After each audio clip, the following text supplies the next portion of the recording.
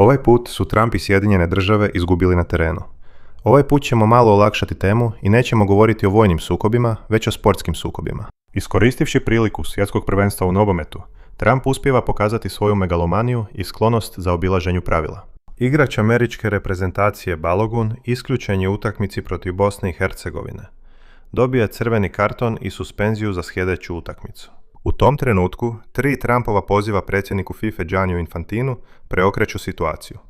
Suspenzija je privremeno obustavljena i igrač je vraćen u sastav. Sam Trump se pohvalio da je osobno zatražio reviziju odluke uoči utakmice protiv Belgije. Uostalom, to nas ne iznenađuje. Sam Infantino je Trumpu uručio FIFA-inu nagradu za mir. Nagradu koja je nastala kako bi utješila Trumpa što nije dobio Nobelovu nagradu za mir, a mnogo je veza između njih dvojice. Belgija je uložila žalbu, ali je FIFA odbacila prigovore, tvrdeći da je odluka bila potpuno legitimna i donesena samostalno od strane vlastitih disciplinskih tijela. Na kraju su međutim Sjedinjene države ipak izgubile 4:1 protiv Belgije i ispale u osmini finala. Naravno, nije nedostajalo šala na internetu.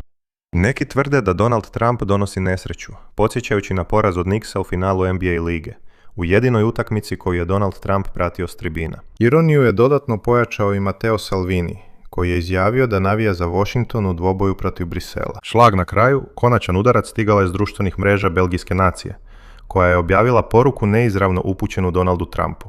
Overturn days, što bismo mogli prevesti kao preokreni ovo.